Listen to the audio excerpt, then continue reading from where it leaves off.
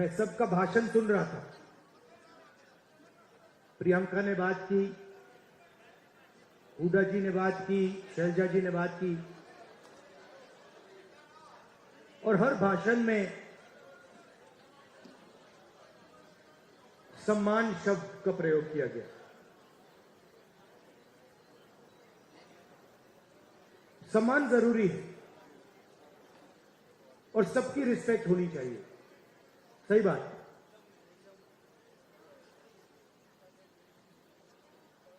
मगर उतनी ही जरूरी बात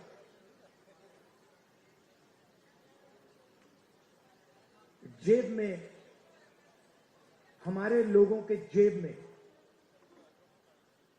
कितना पैसा जा रहा है और जेब में से कितना पैसा खींचा जा रहा है। आपके पास सामान हो, मोदी जी आपकी 24 घंटा रिस्पेक्ट करें,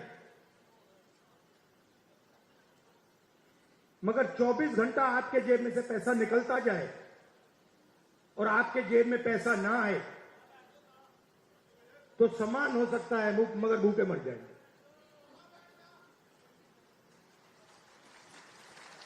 तो सम्मान की जगह है, मगर मेरे लिए उतना ही जरूरी सवाल कि हमारे गरीब लोगों के जेब में उनके बच्चों की शिक्षा के लिए, स्वास्थ्य के लिए, भविष्य के लिए बैंक अकाउंट में कितना पैसा है। सीधी सी बात है। और आपको यह पूछना है कि क्या हमारे जेब से ज्यादा पैसा निकल रहा है या वापस जेब में ज्यादा पैसा अंदर आ रहा है। यह सिंपल सी बात है। और अगर निकल रहा है, खींचा जा रहा है, तो कैसे निकल रहा है, कौन निकाल रहा है, और अगर जेब में आ रहा है तो कौन डाल रहा है और कैसे डाला जा रहा है। आप सोचिए, अदानी जी के बारे में सोचिए। वो सुबह उठते हैं, खेत में मेहनत नहीं करते, फावड़ा नहीं चलाते, छोटे बिजनेस में काम नहीं करते, अच्छा खाना खाते हैं, सबसे बड़े महलों में रहते हैं, और हर सुबह 24 घंटा उनके बैंक अकाउंट में धड़ाधड़ धड़ाधड़ धड़ाधड़ धड़ाधड़ पैसा आता है, नॉन स्टॉप। मतलब जैसे सुनामी आती है ना, वैसे ही उनके बैंक अकाउंट में पैसा घुस रहा है। और जितना ही पैसा उनके बैंक अकाउंट में सुनामी जैसे घुस रहा है, उतना ही पैसा आपके बैंक अकाउंट में से तूफान जैसे पैसा निकलता जा रहा है। आप कहते हो भाई महंगाई बढ़ गई, पेट्रोल के दाम बढ़ गए, प्याज के दाम बढ़ गए, किसान कहता है धान खरीदा नहीं जा रहा, कोई कहता है मुझे रोजगार नहीं मिल रहा। अभी मैं अमेरिका गया, अमेरिका में छोटे से घर में, छोटे से कमरे में, मतलब 10 फुट 15 फुट बाय 15 फुट, उसके अंदर 15-20 हरियाणा के युवा। मैंने आपसे पूछा ये अमेरिका में क्यों बैठे, ये हरियाणा से क्यों भागे। उनसे मैंने पूछा, पता नहीं आपने वीडियो देखा नहीं देखा, उनसे मैंने पूछा भैया बताओ हरियाणा में इतनी कमी क्या है कि आप गए। कहते राहुल जी हम सिर्फ गए नहीं, जान पर खेल कर गए। पहले हम टर्की गए, टर्की के बाद हम कजाकिस्तान गए, कजाकिस्तान के बाद हम कोलंबिया गए, कोलंबिया के बाद सूरीनाम, सूरीनाम के बाद पैनामा, पूरी दुनिया में चक्कर काटे, बोट में गए, बोट डूब गई, हमारे दोस्त मरे, हमारे आंखों के सामने डूबे, जंगल में माफिया के लोगों ने गोली मारी, जो चल नहीं पा रहा था उसको उड़ा दिया, खत्म कर दिया। हमने उसकी लाश देखी, वीडियो दिखाया उन्होंने। हमारे लॉयर ने कहा भैया इसको वीडियो को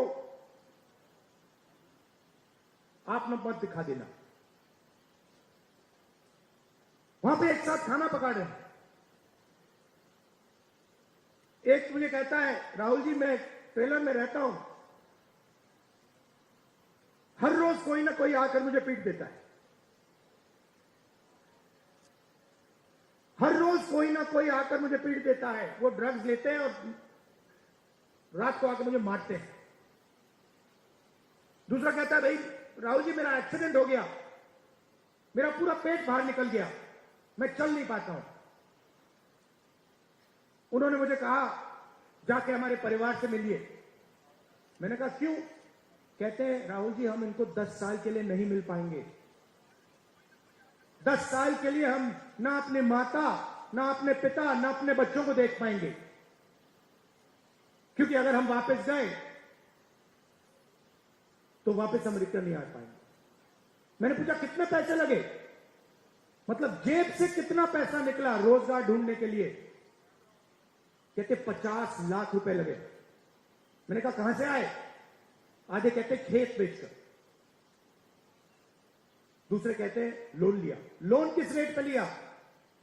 2% प्रति महीना, मतलब साहूकार से लोन लिया। अगर कोई 2% प्रति महीना लोन ले लेता है वो बच नहीं सकता, उसमें डूबेगा वो।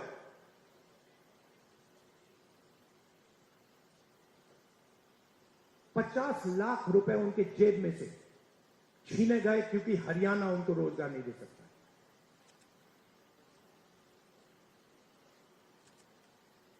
कहां गए? किसके हाथ में गए? क्यों गए? फिर मैं वापस आया, वायदा किया था, करनाल गया, 5 बजे सुबह परिवार से मिला, वीडियो कॉल चल रही है। मैं सोच रहा हूं ये हो क्या रहा है।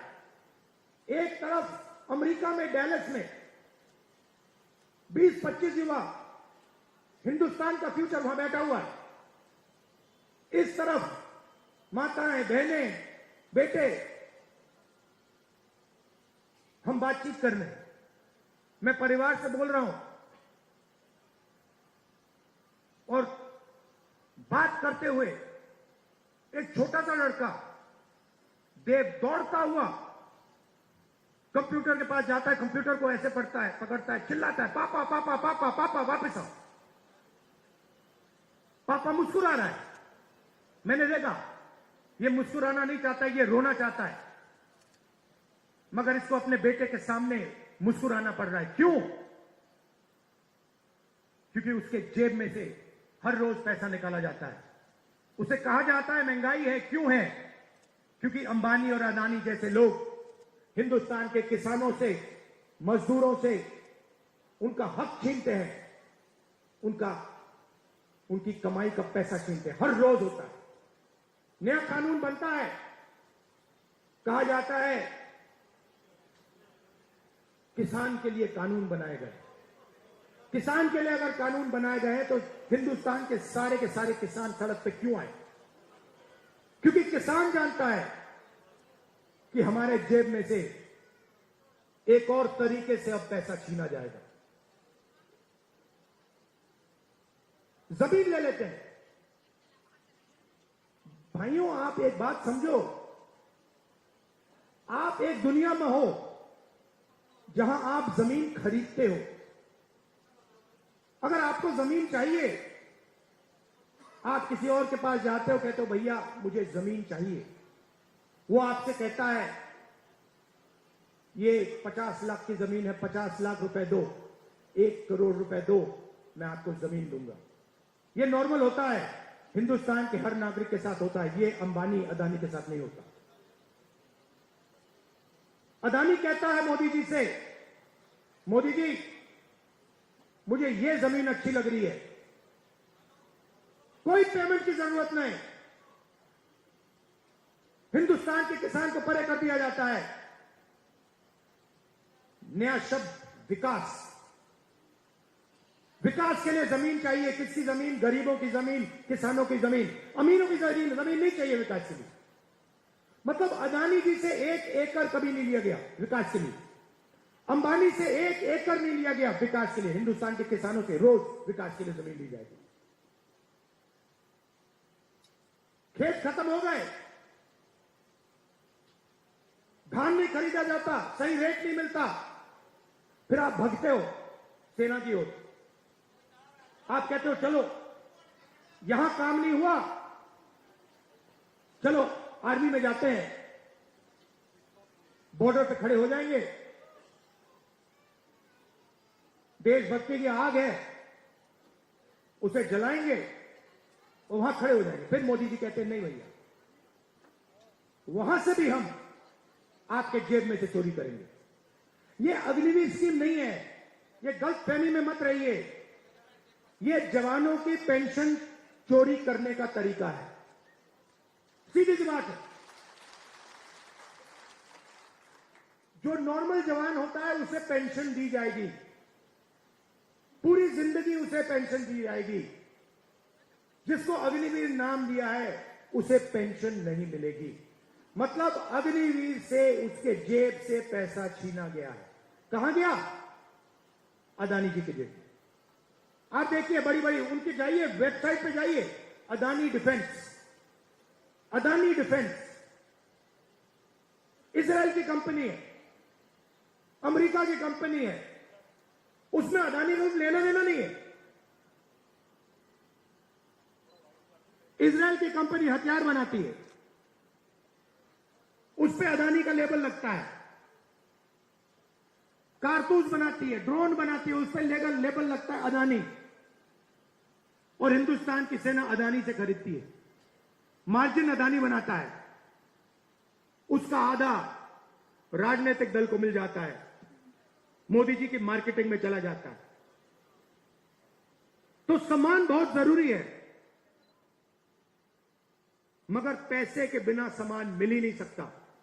और मेरा लक्ष्य, जितना पैसा मैं बता रहा हूं आपको, याद रखो, जितना पैसा इन्होंने अदानी अंबानी को दिया है उतना पैसा मैं हिंदुस्तान के किसान, मजदूर, गरीब, दलित उनके जेब में डालने वाला हूं। एक ना एक तरीका निकाल कर, एमएसपी दिलवाकर, कर्जा माफ कर मैं बता रहा हूं, जितना नरेंद्र मोदी ने इनको दिया ना, आप देख लेना, उतना पैसा हम कांग्रेस पार्टी में गरीबों को देने वाले हैं।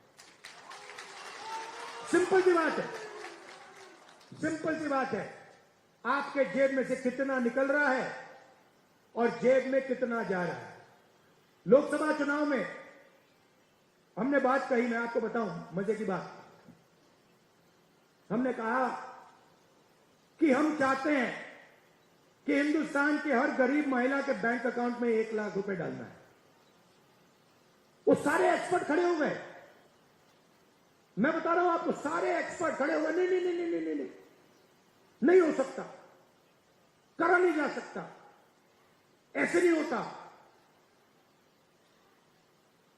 मैंने उनसे कहा देखो भैया, आप एक्सपर्ट हो, आपको जो बोलना है बोल दो, मगर 1 लाख रुपया हिंदुस्तान की गरीब महिलाओं के बैंक में जाएगा। आपको अच्छा लगे ना लगे, आपको जो कहना है, जो करना है कर लो, मुझे कोई फर्क नहीं पड़ सकता। अगर 16 लाख करोड़ रुपया अदानी जैसे लोगों का कर्जा माफ हो सकता है, तो मैं बता रहा हूं 16 लाख करोड़ रुपया आपका कर्जा माफ हो सकता है। और मैं ये नहीं कह रहा हूं कि भैया उनका मत करो, इनका करो। मैं कह रहा हूं कि अगर अरबपतियों का हो सकता है तो फिर किसानों का हो सकता है। अगर आप न्याय चाहते हो, आप चाहते हो कि किसान का कर्जा माफ ना हो, मोदी जी कहते हैं किसान का कर्जा माफ नहीं होना चाहिए, तो फिर ठीक है, हर किसान इस बात को एक्सेप्ट करेगा, मगर फिर अदानी का भी 1 रुपया माफ नहीं होना चाहिए। अगर आप कहते हो कि अदानी का पैसा माफ होगा तो फिर किसान का होगा, मजदूर का होगा, स्टूडेंट्स का होगा, माताओं बहनों का होगा। और अगर आप चाहते हो कि हिंदुस्तान के किसान का कर्जा माफ ना हो, हम एक्सेप्ट करने को तैयार हैं, मगर फिर अरबपतियों का नहीं होगा। मगर अगर आप उनको पैसा देते हो तो इनको देना ही पड़ेगा। हम ये दो हिंदुस्तान नहीं चाहते, हमें एक हिंदुस्तान चाहिए, न्याय का हिंदुस्तान। इसीलिए हरियाणा में हमने 3-4 कदम लिए हैं और इन चीजों का लक्ष्य एक ही है, आपके बैंक अकाउंट में पैसा डालना।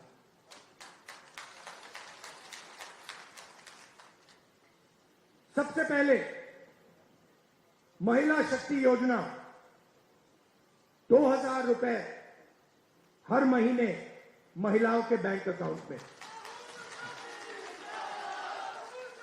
आजकल गैस सिलेंडर कितने का है? कितने का लगता है गैस सिलेंडर?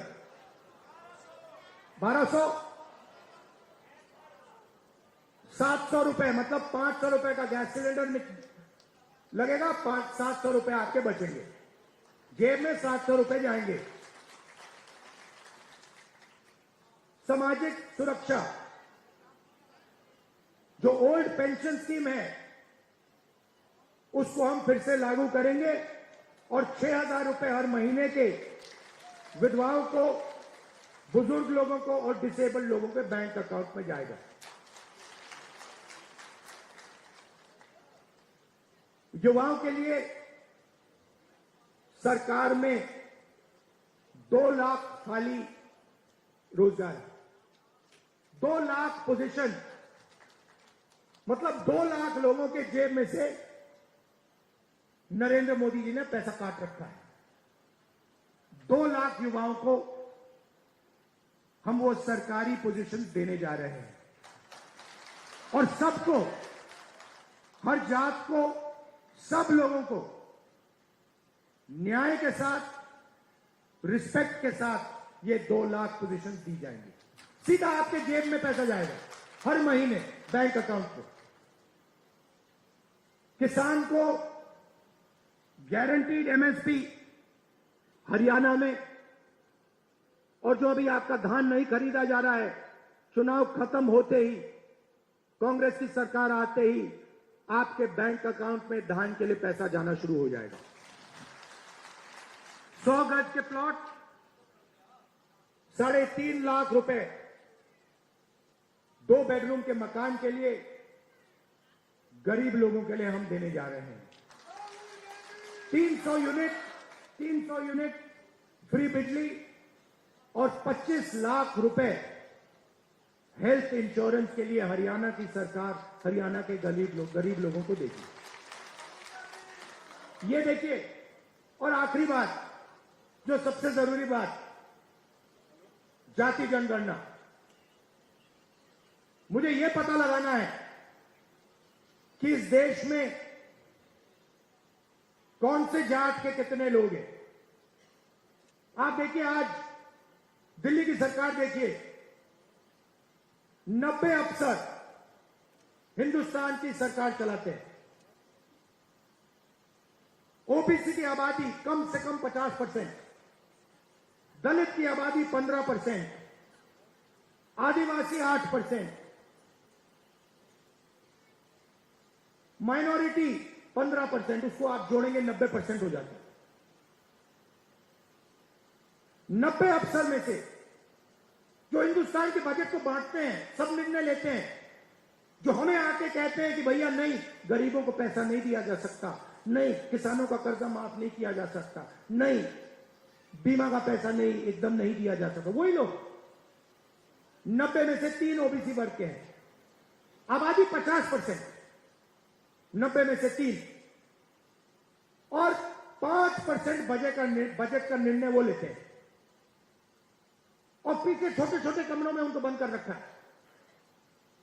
बड़ी मिनिस्ट्री में नहीं मिलेगी उनको, छोटी सी मिनिस्ट्री मिलेगी। बड़ी मिनिस्ट्री में वही 8-9% के लोग, उन्हीं परिवारों के लोग काम चलता जाएगा। दलित 15% है। 100 रुपए में से 1 रुपए का निर्णय दलित अफसर लेते हैं।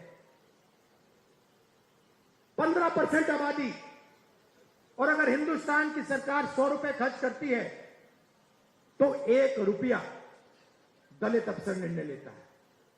इसीलिए मैंने कहा है, कांग्रेस पार्टी ने कहा है, हम ये जानना चाहते हैं इस देश में कितने दलित, कितने आदिवासी, कितने पिछड़े वर्ग के लोग हैं, और ये भी जानना चाहते हैं कि इस देश का जो धन है, जो संस्थाएं हैं, जो बिजनेसेस हैं, उसमें दलित कितने, आदिवासी कितने, पिछड़े कितने, ये हम पता लगाना चाहते हैं। छोटा सा उदाहरण देता हूं आपको, आप चौंक जाओगे, हिल जाओगे। आप खेती करते हो, लगे रहते हो, आप छोटा बिजनेस चलाते हो, नोटबंदी लग जाती है, गलत जीएसटी लग जाती है, आपको दबाया जाता है, कुचला जाता है। फिर मैं आपसे पूछता हूं, 90% आबादी है आपकी दलित, आदिवासी, पिछड़े, माइनॉरिटी, और गरीब जनरल कास्ट, उसमें 5% और जोड़ दो, 95% आपकी आबादी। अब मैं आपसे सवाल पूछता हूं, हिंदुस्तान के सबसे बड़े कॉर्पोरेट, 250 सबसे बड़े कॉर्पोरेट, उसमें मुझे बता दो ओबीसी कितने, दलित कितने, आदिवासी कितने, गरीब जनरल कास्ट के कितने, मुझे बता दो। नहीं जानते आप, मैं बताता हूं। 250 में से एक दलित नहीं है, एक आदिवासी नहीं है, एक पिछड़ा नहीं है, और पूरा का पूरा कॉर्पोरेट सेक्टर 24 घंटा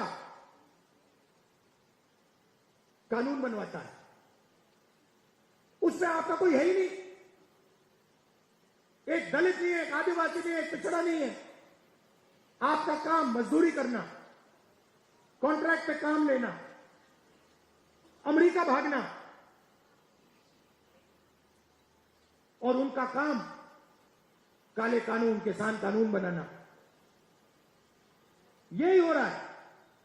तो हमने कहा भैया हम पता लगाना चाहते हैं कॉर्पोरेट इंडिया में, मीडिया में पिछड़े लोग कितने हैं, दलित कितने हैं, आदिवासी कितने हैं। ये हमारे आए हुए दोस्त, आप देखो, एंकर्स की लिस्ट निकालो, इन्फ्लुएंसर्स की लिस्ट निकालो, बड़े बड़े मीडिया के जो ओनर्स हैं उनकी लिस्ट निकालो, उसमें आपको एक पिछड़ा नहीं मिलेगा, एक दलित नहीं मिलेगा, एक आदिवासी नहीं मिलेगा। मतलब 90% हिंदुस्तान है ही नहीं, गेम में ही नहीं है। यह सच्चाई है। और हरियाणा की सरकार पहला कदम है। हरियाणा की सरकार आएगी, यहां पे बदलाव आएगा। मगर फिर दिल्ली में जब सरकार आएगी, मैं आपको बता रहा हूं, मुझे कुछ लेना देना नहीं है। मैंने अपने माइंड में एक बात रख ली है। आपने कहा इज्जत बहुत जरूरी है, उस बात को मैं एक्सेप्ट करता हूं, मगर मैं चाहता हूं, मेरे लिए एक ही चीज जरूरी है, गरीब लोगों की जेब में कितना पैसा जा रहा है और जेब में से कितना पैसा निकल रहा है।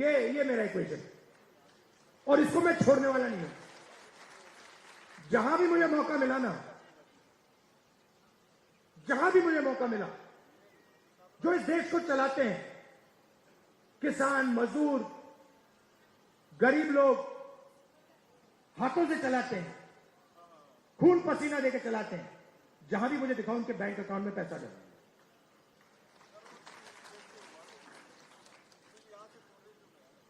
ये मैं आपसे कहना चाह रहा था।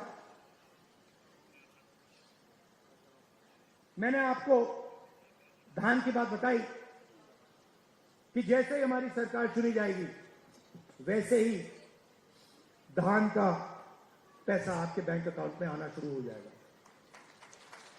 दूसरी बात, सरकार बनेगी तो 36 बरादरियों की सरकार बनेगी, सबकी सरकार बनेगी, न्याय की सरकार बनेगी, और भागीदारी सबको दी जाएगी।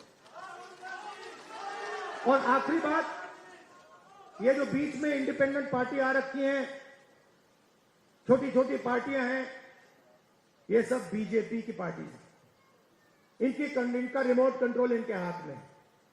लड़ाई बीजेपी और कांग्रेस के बीच में है, विचारधारा की लड़ाई है।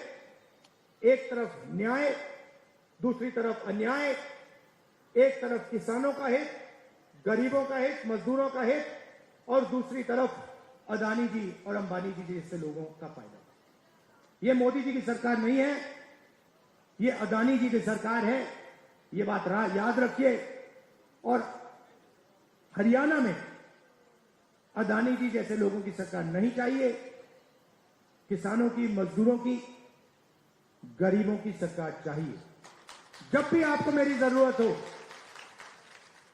जब भी आपको मेरी जरूरत हो, पार्लियामेंट में भाषण करवाना हो, कोई मुद्दा हो आपका, सरकार पर प्रेशर डलवाना हो, यहां हरियाणा में आके आपसे बात करनी हो, आपको सिर्फ ऑर्डर देना है।